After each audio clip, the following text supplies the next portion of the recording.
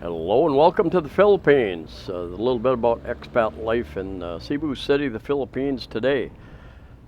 Just passing Velez Hospital there on the left in Cebu City, in the uptown area, and Velez, this next building to the left, Velez Hospital Medical Center. There are quite a number of hospitals down in this uptown area: Chunghwa Hospital, Cebu Doctors Hospital. Uh, Socorro, it's a Catholic hospital, Socorro Hospital, and a couple of others not very far away. And then you've got quite a number of hospitals spread throughout the city as well. I am taking a hobble, a motorbike taxi from uptown Cebu City over to Mandaue City to J Center Mall. I will point out a few sites along the way, and I'm going over there to finish transferring the registration, the ownership of a motorbike. I was offered a deal on a motorbike, a 250 Rusi, a deal I couldn't refuse by John, from John and Cindy of Phil's to Phoenix YouTube channel, and they're going back to the States for a few years. And anyway, we're in the process of transferring that title today. The orange building there on my left is Indiana Condotel. I believe it's called a Condotel, where various people own the different units. I've done a video there. This building on the right being constructed is the Clou, I believe, CLOU, a new condominium right next to Queensland Manor. And I've done a number of videos in Queensland Manor, where I lived. Queensland Manor was running a lot of Airbnb type things. In fact, I'd get a new group of people, 10 to 15 people, a lot of times every other day. And they would come in, change into their swimming gear, go down and use the pool. In the morning, the maids would be cleaning out a lot of large beer bottles out of there, because they had checked out, gone back to work, gone wherever they had gone. Anyway, a lot of Filipinos will set up. There's right there in the center, that is Queensland Manor, the Clow right on the right, and then that building there is Spianata Condominium. I've been in there, I've done a number of videos in there. For those of you who don't know, I've got over 1,000 videos up. Many of those videos are reviews of condominiums and some housing developments, a little bit about renting, a little bit about buying, videos about cost of living, about traveling, different resorts. So check those out, gives you a little bit of an idea. Of course, the present real estate situation has been disrupted, you might say, over the last 2 years, with millions and millions of foreigners going back to their own country. The Koreans, the Japanese, the Chinese, those from Western countries, and other European countries. So you have tens of thousands, perhaps millions of units, condominiums, apartments, houses, hotel rooms that have started renting more longer term, sitting vacant, and so you can find some pretty decent deals there. Well, this is what's often called Mango Avenue, or General Maximum Street is the official name. Tall building on the right there is City Lofts condominiums, and I've taken video there, but many months ago, but still nobody is living there, so I'm waiting to find out the details before I put that up. So they are owned by Crown Regency, and I had heard a couple different stories. One was that they were having a problem getting the residency, some kind of permit to let people move in. Not sure what the details are. Anyway, we're gonna go up here, and we're gonna take a right. We're gonna go through the Cebu Business Park, which is where the Big Ayala Mall is, and then head over to Mandaue City. There is talk in the NCR, the National Capital Region, the Manila area, to move that area into risk level 0, with all restrictions dropped here in the next couple of days. We'll see if that really happens. There has been a lot of talk about dropping. Cebu's in a risk level 2, and some other islands risk level 2, and there's talk about dropping them down to risk level 1. And they usually do those types of things every 2 weeks, so 1st to the 15th, and then the 16th to the end of the month type thing. So we'll see what happens.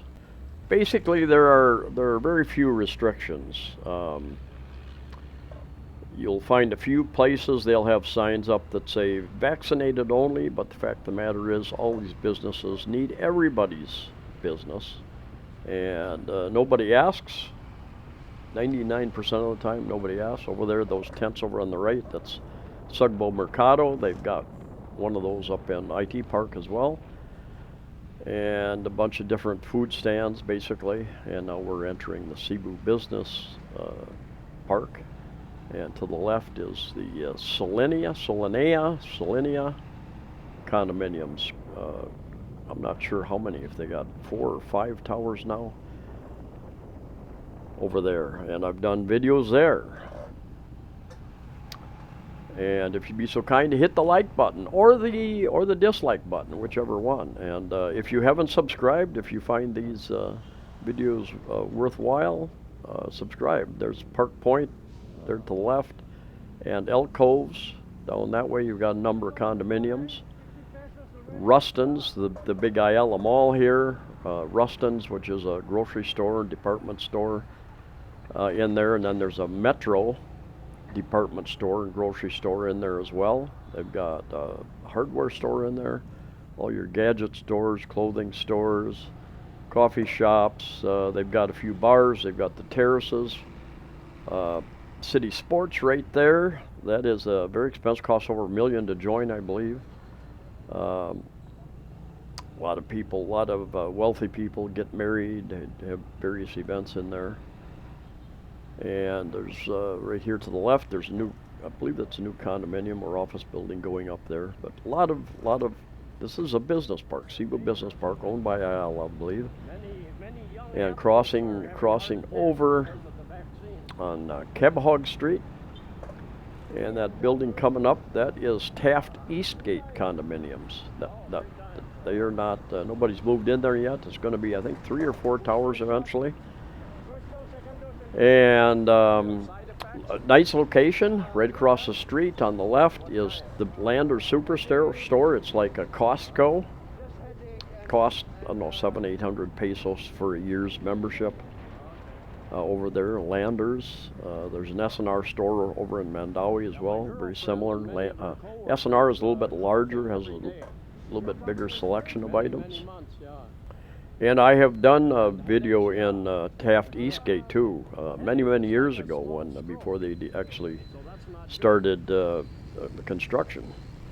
I am seeing many more foreigners in town with the nation opening up to more foreign tourists.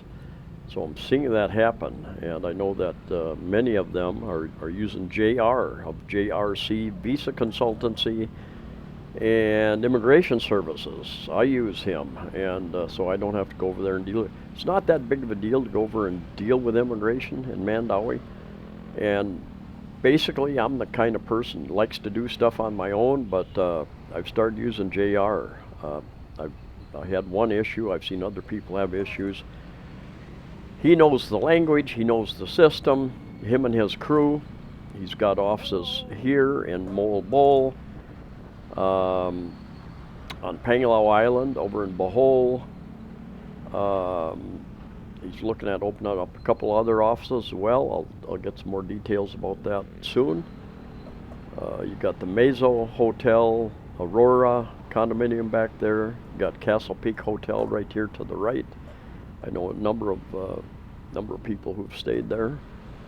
And some condominiums, Strawberry Suites, I think they were called. Strawberry Residences back in there. And this tan building up here, that is Sarosa Hotel. They've got a few rooms in there, 1 and 2 bedroom, I think, that they use to rent out long term, like condominium style. Got a decent restaurant in there. I think they just have opened up the hotel again now that after 2 years, after the Philippines started opening up to foreign tourism again. I've seen a number of hotels up around Fuentes Mena Circle open up. And Shakey's Pizza there, they're pretty popular here. Got a motorbike there, they've got a little child squished in between them.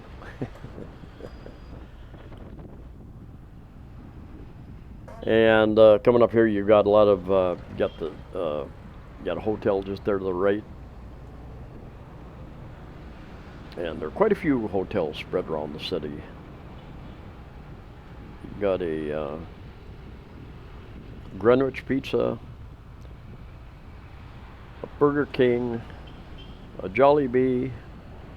Up here around the corner, you've got a Kentucky Fried Chicken.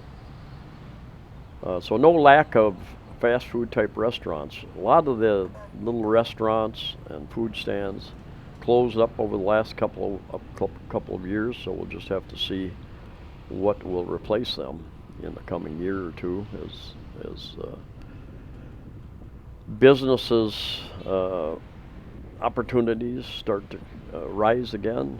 The tall tan building, that is Cityscape, and the green buildings off to the left were Bamboo Bay.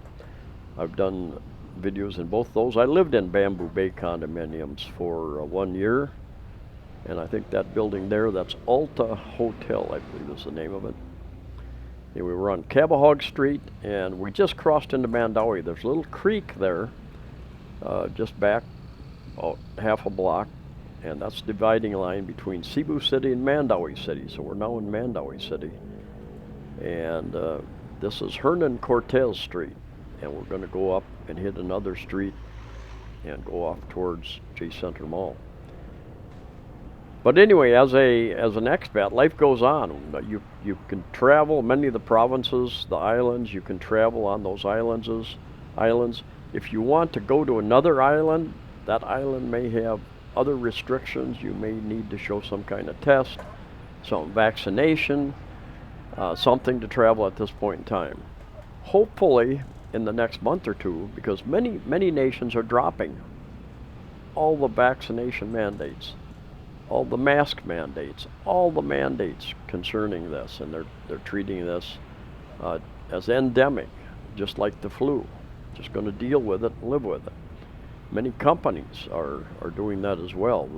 The people that they laid off unpaid or fired, they're bringing a lot of those people back, even if they're not vaccinated, because everybody should know by now, vaccinated or not, you can get the virus, carry the equivalent virus load, and transfer to other people just as easily.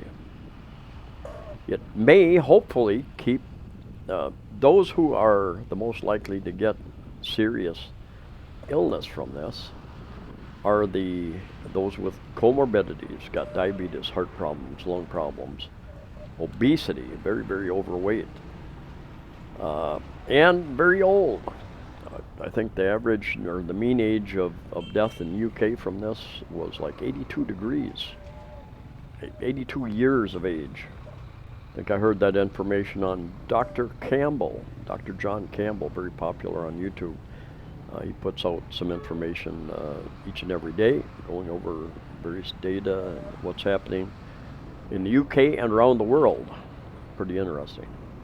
Anyway, as far as driving in the Philippines, your foreign license is good for 90 days, and I've had a couple people, different people commenting, saying that international license is good for a year. If you've got an international license, some people say it's worthless. Other people say no, it's good for a year.